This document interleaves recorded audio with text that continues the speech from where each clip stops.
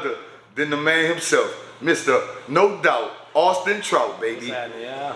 He's the champion in boxing. He's the champion in the BKFC. He fight with these, baby. These make a living. So, Mr. Trout, I want to ask you a question. With boxing, we have boxing gloves on that gives us some kind of protection.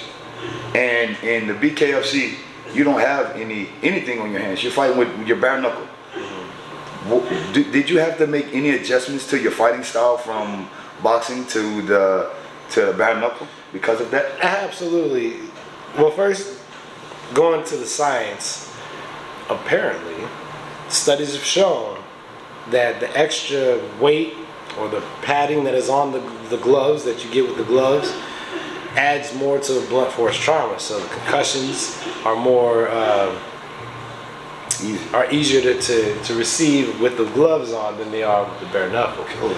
Also, because the fighter doesn't have protection on his hands, the fighter's usually not throwing with as much power to cause more blunt force trauma than bare knuckle. So you know, we don't sit on our shots, because you know, if you hit it in the wrong place, you're gonna break your hand basically. Gotcha. So we kind of just but arm punch until you catch them in the right place.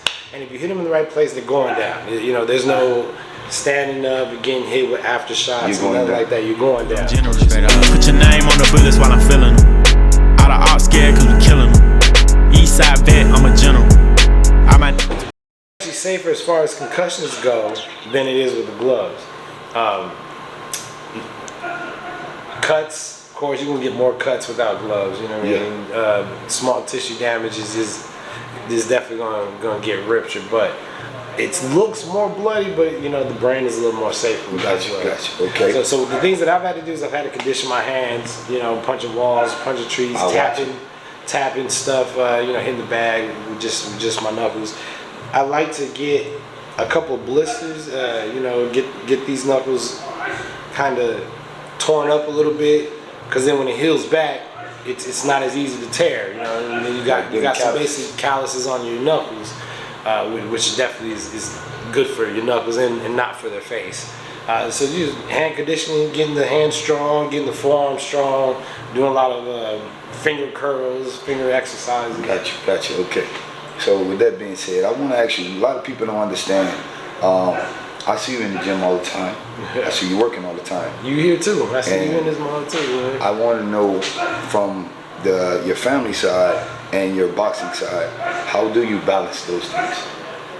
Well, you know, life is all about balance.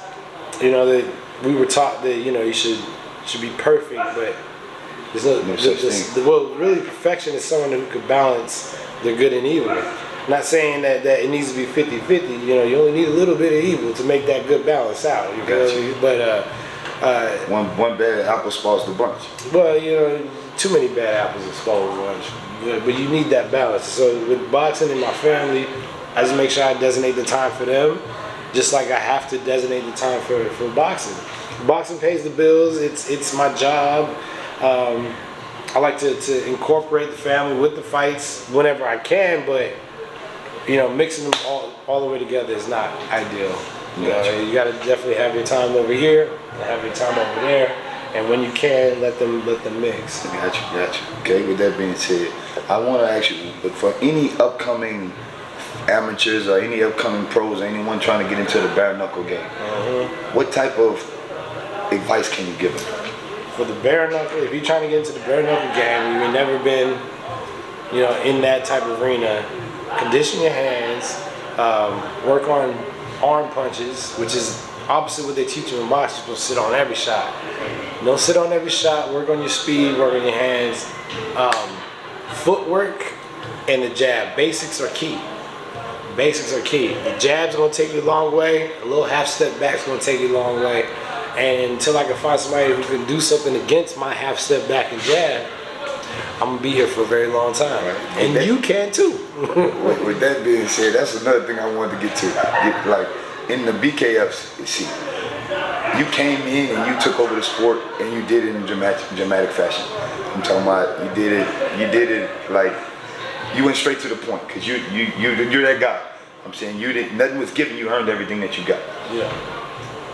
Is there anyone in the BKFC right now that you feel like is a rival or that you would like to fight?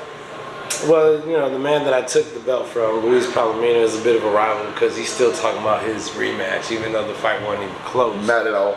But, you know, I mean, he's been talking so much that, you know, I look at him as a bit of a rival. But as far as skills go, as far as grit goes, yeah, there's a lot of tough dudes in there, but I don't see nobody really messing with me. And not to be cocky, like, I'm watching, I'm making sure there's a lot of guys that are going to give me a little bit of a run for my money, but, I mean, me at my best, I don't see it happening. I might have to go up to heavyweight. Yeah, get into that, man. Like, I believe that you can be anyone that stands in front of you. The way that I see your ring IQ is unbelievable. I believe so too, and to keep it 1,000, Bare Knuckle has not seen me in my tip top.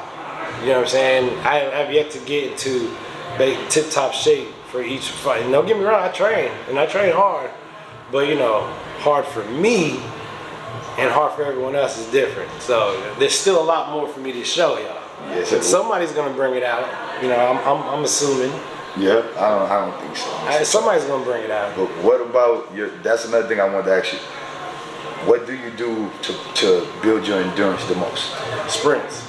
Yes, sir. About a half-mile sprint. If you make that thing in 3 minutes, that's a good pace.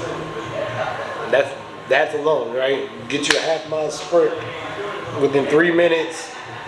You do that 5 times, you're good. You can fight. You know what I mean? You can fight a 12-round fight. Mr. Trout, I want to thank you for coming today and giving us some of your information, giving us insight on. I gave you all the secrets, man. Yes, do with it what you will. It works. One thing I want to tell you is you're one of the most humblest guys that I've ever seen. I appreciate it. You know, and I think that you're too humble. I think that you're too humble. Like I think that sometimes you deserve to pop your shit.